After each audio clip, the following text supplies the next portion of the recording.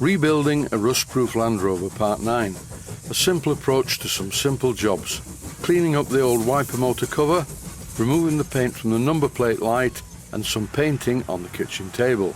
And in between these jobs, I fixed a small steam water pump. I began the job of removing all the rusty metal from inside the windscreen wiper motor cover. But it's not over yet. I don't want any rough edges, nor do I want even more rusty metal just sat inside this box. That's why I'm using a flapper wheel in my Proxxon motor tool to clean up as much of the surface as possible. This is followed by wiping the outside of the unit with a sponge and some washing up liquid and a bit of water. The bench was feeling very gritty with rust particles everywhere, so I cleaned that at the same time. In this clip I'm using a cloth to dry the vinyl on the outside of the cover. I was recommended to buy some of this stuff. It's called Armour All Ultra Shine Protectant. I bought a bottle of Armour All cleaner too. Very good stuff. I haven't shown it in this video, but I also have a bottle of Back to Black.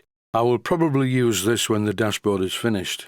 For the inside of the top surface of the wiper motor cover, I use some sandpaper followed by some Scotch-Brite. When I paint these parts, I'll use Smooth-Brite because it's very forgiving when you paint it over some rust. I just want to remove as much rust as possible. Now for the number plate light cover.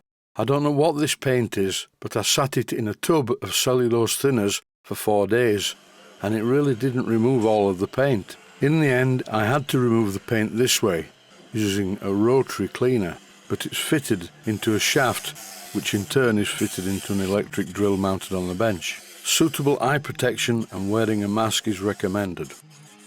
This number plate light fitting has a glass interior, and even putting this thing through the dishwasher 4 times didn't clean it. In the end, once again, I reverted to the rotary scourer. That got it clean. Part of this cover was very badly rusted, and I removed that using a small drum sander. I ended up reverting to the tried and trusted method of a piece of sandpaper in my hand. This is how the piece of glass fits inside the unit. The entire thing is quite old, and it says Lucas Made in England on the glass.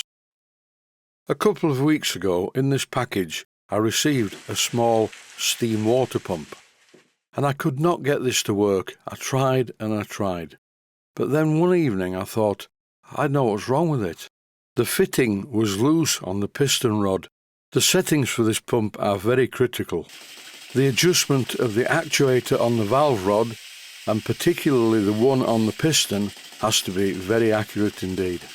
Unfortunately, it looks to me like this pump had been abused. If you look at what's left of the marks on the side of the steam chest, there is evidence for it having been fitted in a vise. This is what the pump did originally. It stuck at one end and all the air blew out of the exhaust port. But when I adjusted the position of the block on the piston rod, as well as moving the position of the arm that moves the valve rod, now it runs like this. It runs fast, it runs slow, it's self-starting. I really was stuck on this, but I enjoyed the learning curve so much I'm sending it back to the customer completely free of charge. I will of course reuse the box that it came in. I've been spending rather a lot on this Land Rover project, but thankfully I think I'm getting to the end of the heavy expense. I'll take a moment to show you this.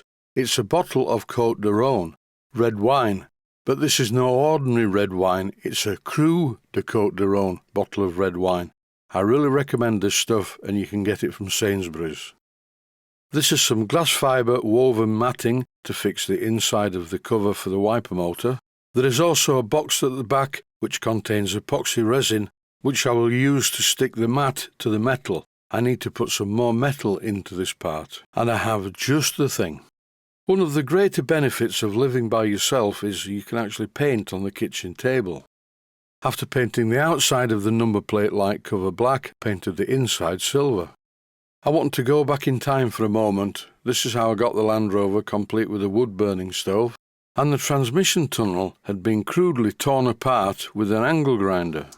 Had to guess, I think that my friend, the late Ken Rowley, thought it would be a good idea to do this so he could shovel the ash from the log burner directly down onto the ground. But I think he must have completely forgotten about the gearbox, the transfer box and the rear prop shaft being very close to the original transmission tunnel. From a local company called Blanchard's, I bought an ex-military second-hand transmission cover. It wasn't cheap, it's a bit corroded, and it had been painted many times, like ex-military stuff usually is. I noticed that there was a badge screwed to it. I didn't want to destroy this during the powder coating process, so with considerable difficulty I unscrewed it from the transmission tunnel. And just like with the number plate light, I sat it in a tub of cellulose thinners for a few days.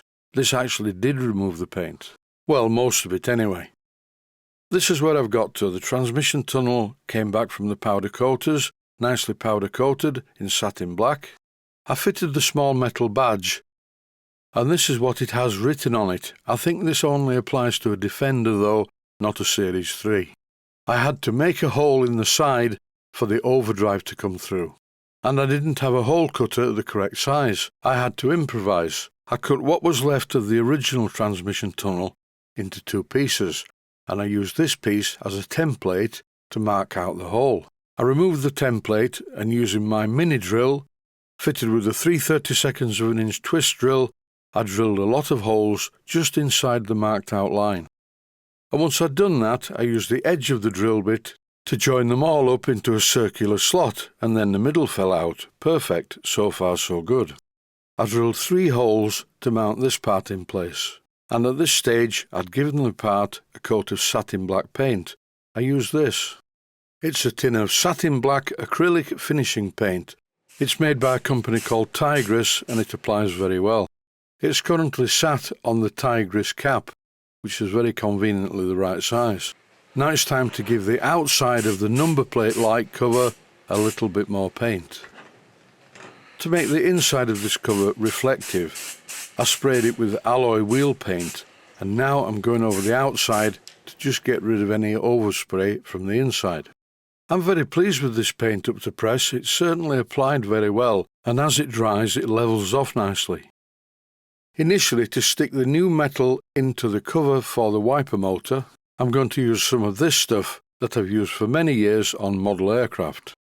A word of caution, I'm using epoxy resin for this job, not polyester resin, because I think the polyester stuff may dissolve the foam and I don't want that to happen. The final thing to show you is some of this stuff. It's called U-Pol Dolphin 1K Stopper, and it's basically a very fine filler. This is the tip of the iceberg. Before I start to use stopper, I need to use some filler first in various places on this Land Rover, but it should all work out okay in the end. That's it for this episode. Stay safe, stay healthy. Thanks for watching, and I hope you found it useful.